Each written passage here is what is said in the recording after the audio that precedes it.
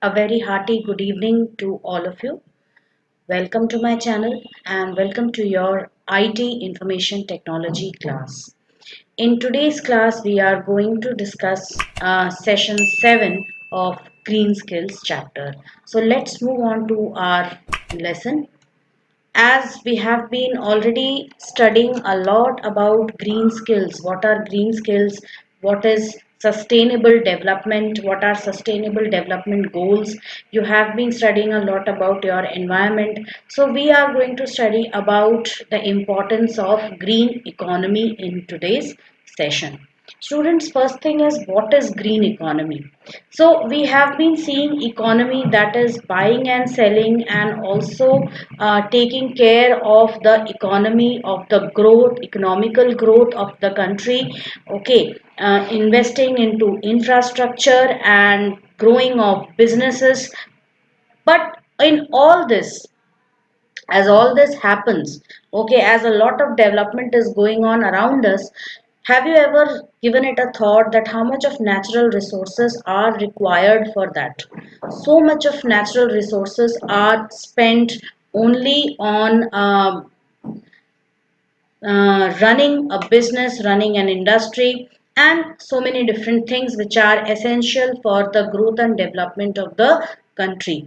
And in this process, a lot many forests, the forests are being destroyed completely, so as to provide space for a lot of plantations and agriculture, and also as the population is increasing,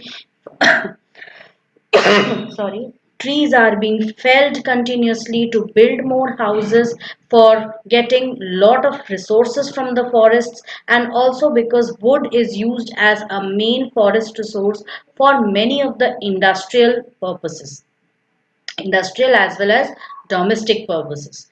So green economy is a type, it's a slight deviation from this economy. It also aims at the growth and development of the country, but keeping in mind the protection and conservation of your environment. Because without the environment, we as humans cannot survive in future. Okay, so that is the reason why. And also, without economy, the country would be lagging behind the others, and in terms of development, and we cannot always sustain on agriculture. Industrial development is also equally important. So how both conservation of environment and economical development can be combined together, so that along with the growth and development of your country, also we people can contribute to saving and protecting our environment. So this session is all about this. So inclusive and sustainable growth. Most critical areas to achieve green economy are responsible resource management. Firstly, we need to manage our resources responsibly. We should try to consume these resources only if they are needed at all. Okay, if it is like you have to go somewhere and you have to reach somewhere in a group, prefer carpooling, so that you don't all the people, all four or five people don't have to drive their own individual vehicles, because as many vehicles, that much of energy is also going to get consumed. Hence it is it is quite advisable that four or five people, if they ride together and they share the fuel for riding that vehicle, then that would not only save your money, but it would also save the natural resources also. Access to energy and good governance. So good governance is very important, and also the country's governments, they have to realize that they cannot achieve success without keeping environmental conservation and protection in mind. So for that, energy has to be managed in a proper way. Vital roles played by the green economy are, it makes the quality of life better. Okay, so you can see three things over here: people, social. The for people are there for the social development, planet, environmental, and profit economy. So people social measures social performance including quality of mind. So all things related to health, expectancy, obesity, education, income, work life balance, all these things are to be considered as far as social development is concerned. Next, for planet, there are you have to also think about the planet, how you can protect your planet, how you can conserve natural resources, how you can stop or minimize the air pollution, greenhouse gas emissions, natural catastrophes, drinking water, sanitation. All these things have to be taken into consideration. And profit economic, which accesses business environment and economic health. So for this, you have to also check transport infrastructure, ease of doing business, tourism, GDP per capita, cities' importance in global economic network, and all those things which contribute towards the economic development of a country. Environmental balance becomes harmonized. So you can see in this image that together with environmental protection and the economic growth, sustainability can be attained. That is, we can grow economically as well as we can take advantage of a better environment also. Resource efficiency increases, it causes new technological development, new economic commodities generate which may be in conformity with the environment. Because you start thinking about the environment, hence you will also start thinking about the alternative sources of energy, how they can be used. So you also have to think about the alternative sources of energy which are to be used, so that there could be maximum economic growth also, as well as your natural resources are also saved. So what is sustainable development? We have already seen it is a development that meets the needs of the present without compromising the ability of future generations to meet their own needs. That's what I had already said. Like I said before, that you have to also save something for your future generations. So you have to also leave something for your future generations also.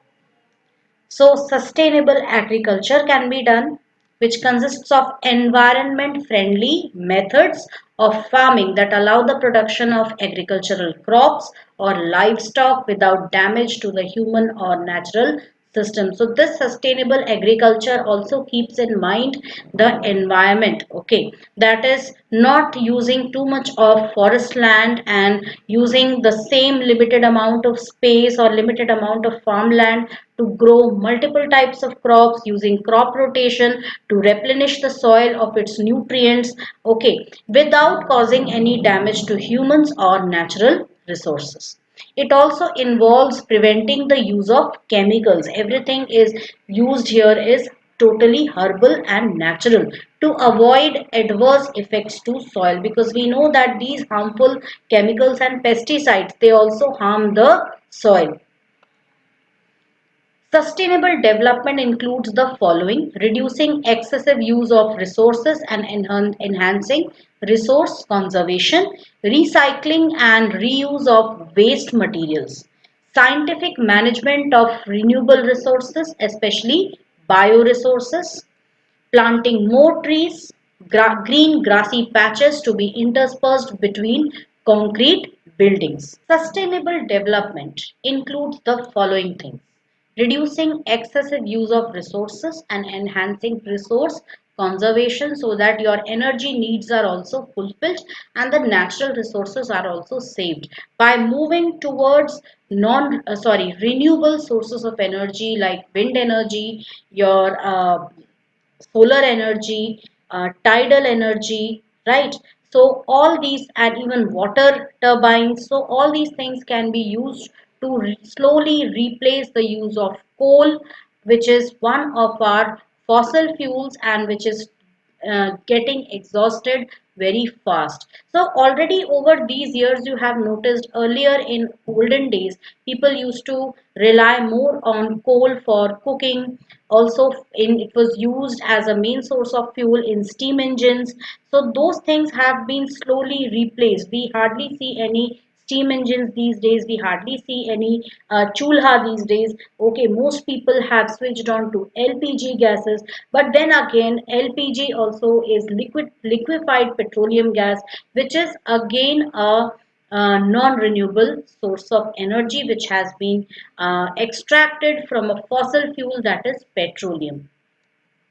Recycling and reuse of waste material. So you can see in this image how a plastic bottle has been used to grow plants. So you can make use of these these waste or thrown away plastic items to create some good useful items out of them. Scientific management of renewable resources, especially bioresources.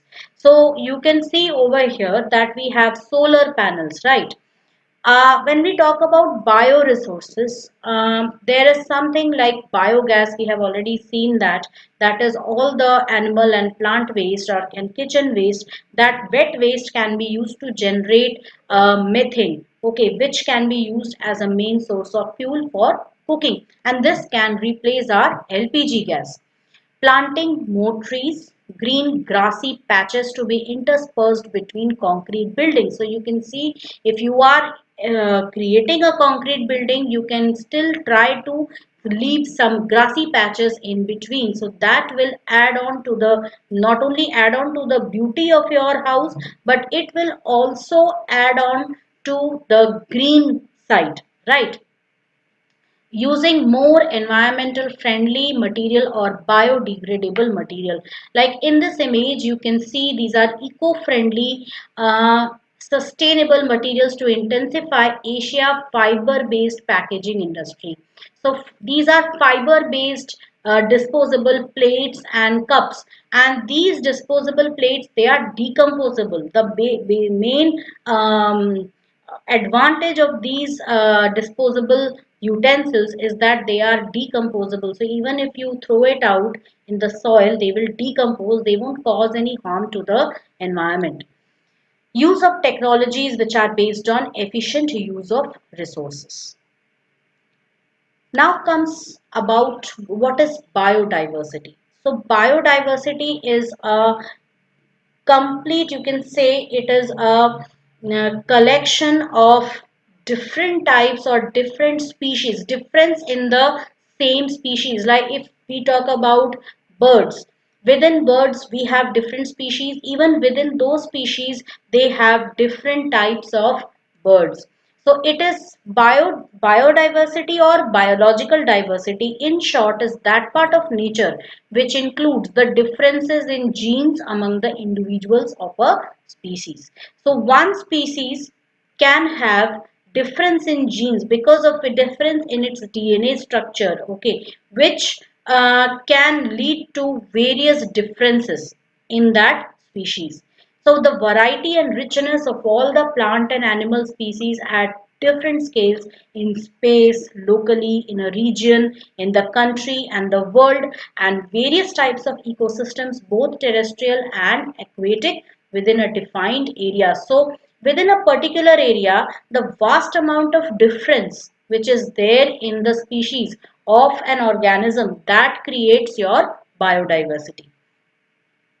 So, biological diversity is essential for preserving ecological processes such as fixing and recycling of nutrients, because you know that different species can use different plants can be used for replenishing different nutrients in the soil. Like legumes are there, you might have heard about legumes. Those have small nodules in the roots which fix nitrogen in the atmosphere and they replenish the soil.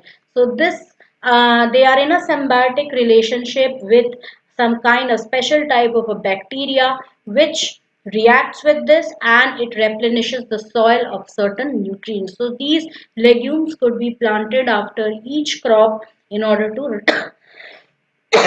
just uh, revive the richness of the nutrient quantity within the soil.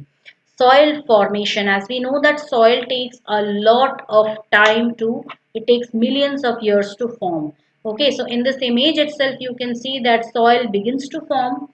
It disintegrates rock. Rock gets disintegrated by water in by rainwater or any other source of water, right? Then simple organisms, they also break it down, and then there are horizon forms over here. That is this part where the rock has been converted into fine particles, that is known as horizon, and then well developed soil is created. So well developed soil is created only when you have proper vegetation cover over the soil.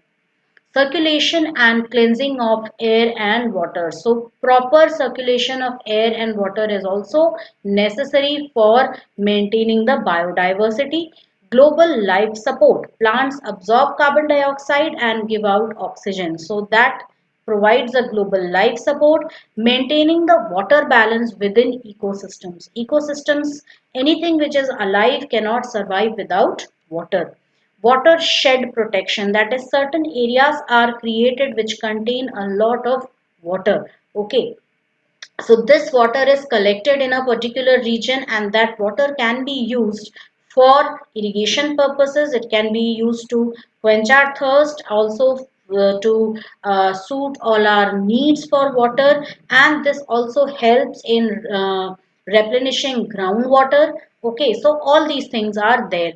Then maintaining stream and river flows throughout the year, and erosion control and local flood reduction. In this image, you can see how the complete road has been destroyed by flood, and just below this cover of tar, or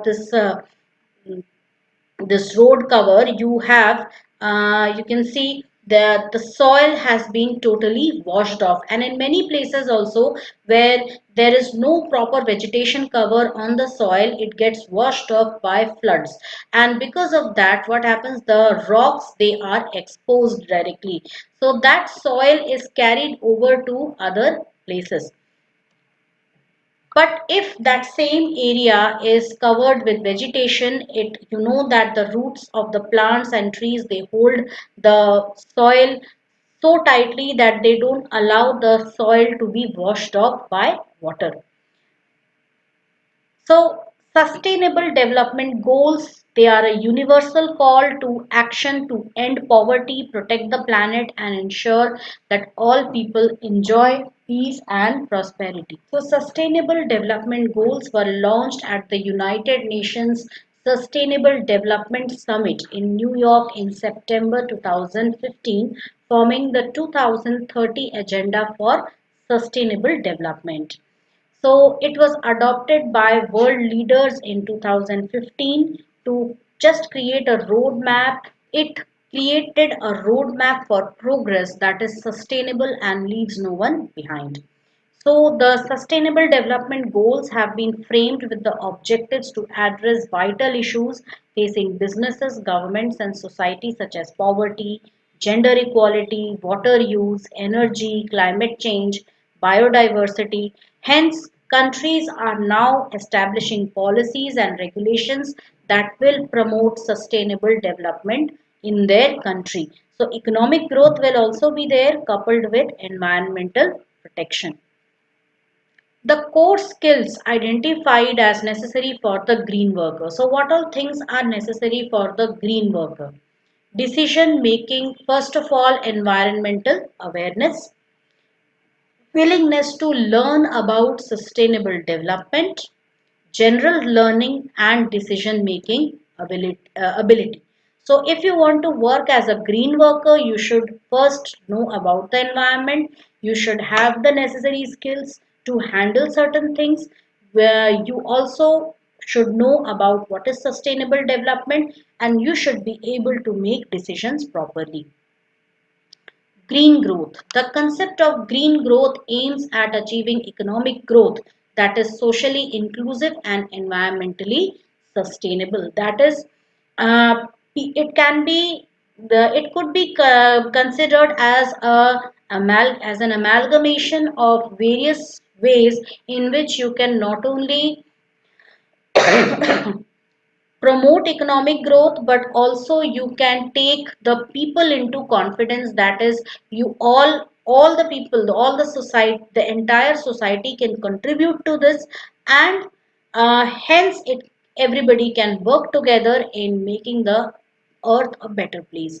So the Ministry of Environment, Forest and Climate Change, Government of India recognized green growth in its vision, wherein poverty eradication along with green growth is to be seen as focal point for green economy. So not only removing your poverty, but also taking into account the prosperity with the help of green growth. So, the Finance Commission of India articulated green growth as involving rethinking growth strategies with regard to their impact on environmental sustainability and the environmental resources available to poor and vulnerable groups. So, certain strategies have to be thought about so that all resources are available to all the people, not only people who are rich, but also to the people who belong to the poor, the below poverty line group, because we have seen that those people don't have ample resources, they don't have resources, they still depend upon the traditional chulha for cooking, and which causes a lot of health problems also along, and not to talk about the environmental damage which it causes. The extent to which its economy will grow green will depend on its ability to reduce the quantity of resources required over time to support economic growth that leads to social equity and job creation. So these are certain things, very technical language has been used to explain these things. So the crux of all this is that limited resources should be used in order to provide jobs to people, okay, also to minimize the use of natural resources, and not only that, but also to create jobs, okay. Green growth could play an important role in balancing these priorities. So the term green economy, it was first coined in a 1989 report for the government of UK by a group of leading environmental economists entitled Blueprint for a Green Economy. So it is one that results in improved human well-being and social equity while significantly reducing environmental risks and ecological scarcities. It is low carbon, resource efficient and socially inclusive. So some certain ways of economic growth are building factories, using chemicals for more crops, etc., harm the environment. So certain these are ways of economic growth. So we can think about certain ways in which we can reduce this environmental pollution. So some ways of saving the environment, such as not using fertilizers, will harm the economy of the farmers, but they can be provided with some alternative solutions like using some herbal. Now these days, what so many medicines are available, so many chemicals are available, sorry, so many medicines are available which are herbal, and they don't cause any harm to our body also, and hence it is quite possible that many environment friendly organic uh, fertilizers are also there. So instead of going for artificial chemical fertilizers, the farmers could also rely on fertilizers created from manure and all the waste material which is generated by plants, animals and humans. So these things could be used to create some organic fertilizers which will be helping them also in growing the crops. If it is at all not possible to completely eliminate the use of fertilizers, they could at least reduce their usage. Green consumer. Now, who is a green consumer? We could become a green consumer only if we are aware about our environment and we try to lessen the use of natural resources. We follow the principle of reduce, reuse and recycle, and we use products, we buy products with little or no packaging. We look for products which contain more of herbal components, which have not been used or which have not been tested on animals, or they have not harmed any animals. So we can use eco-friendly products in our day-to-day life which don't cause any harm to the environment. Recently, there was a news I just read that hydrogen fuel has been introduced for driving cars. So that could be a wonderful alternative. Why? Because hydrogen fuels, they once burned, they only emit two things. One is your heat, another is water vapor, so that won't cause any harm to the environment. So hydrogen fuel can be used as an alternative, okay, for driving cars. So we should try to think about ways in which pollution can be controlled. Some components of green economy: renewable energy from renewable sources like wind, water, sun, earth, biomass, etc. can be used. They are available in large quantities, they will never be exhausted, and they also cause less pollution. India ranks amongst the top 10 countries for production of renewable energy through solar, wind and biomass. Green buildings. Some green buildings can also be created. Now there are buildings which have been created in such a way that they don't cause environmental pollution. They have proper outlet for waste materials. They have a proper drainage system. They use energy, water and other resources wisely with minimum waste and without causing any harm to the environment. Well managed or sustainable transport. So transport which uses less of uh, your natural resources, your fossil fuels, and more of alternative sources of energy. Like I just said, very recently, this month itself, a new locomotive engine has been introduced, which it's actually a locomotive which is used for shunting of coaches, okay, that is carrying the coaches from the platforms to the main railway platforms to the car shed, and from car shed to main railway platforms. And hence these types of engines are not used for, these type of locomotive engines are not used for long distance travel. They are only meant for small local shunting of cars. So this locomotive uses battery. It's a battery operated locomotive, and hence it is user friendly. So environment friendly because it doesn't emit any harmful chemicals in the environment. Also, the use of CNG driven vehicles or hydrogen fuel driven vehicles. Okay, these can be a wonderful alternative, and still now work is going on for using solar or wind energy, because solar and wind energy, they a lot many solar panels are needed to create some a little amount of energy. Hence, right now we don't have those vehicles or alternative to vehicles which can run on solar energy. We only have alternatives to run battery operated vehicles like e-rickshaw, which is totally battery operated. Now the question is, if solar energy can drive your space probes and your satellites, obviously we can expect in future also we might get some vehicles which use solar energy to drive. Water management, we need to avoid water pollution. Always try to save water. Avoid using shower and instead start using your bucket and your mug for bathing. And we can keep the tap closed while we are washing our face or our hands or brushing our teeth. Waste management, as waste results in loss of resources and increases land, water and air pollution.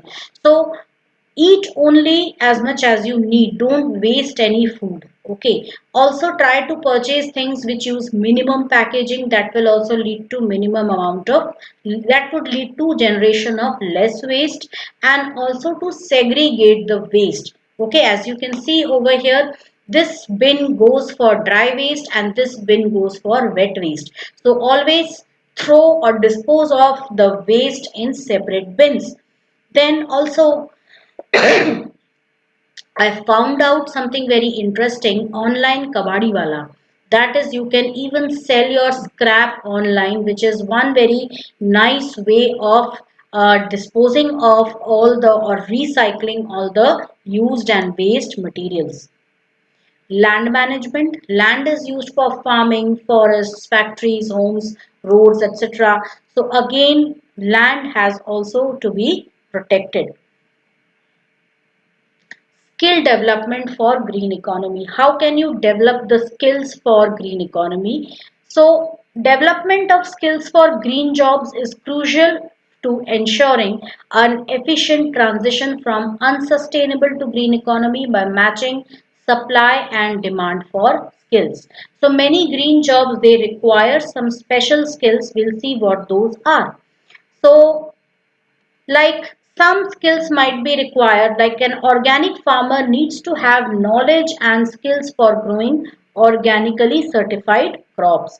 Solar technicians and engineers should possess the knowledge for creating such solar panels and other appliances which depend on solar energy. And also graphic designer, we already know graphic designers also play a major role in promoting this green economy with the help of wonderful designs which they create. So some skills, these skills which are used for promoting green economy are known as green skills.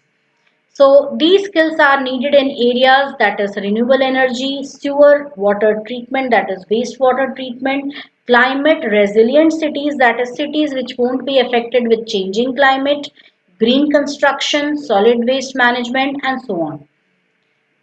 So these are certain things, certain skills which are needed in various fields like business, industry, communication, social, every field in order to protect our environment. So some areas in which green skills contribute to sustainable development are as follows.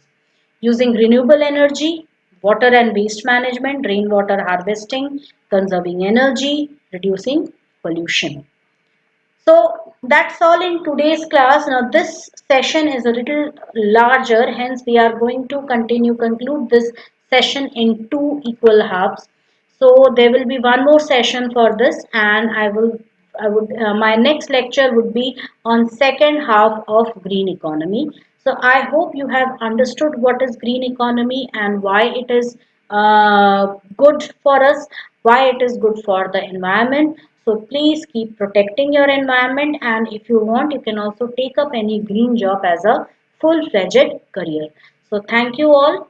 See you again in the next class.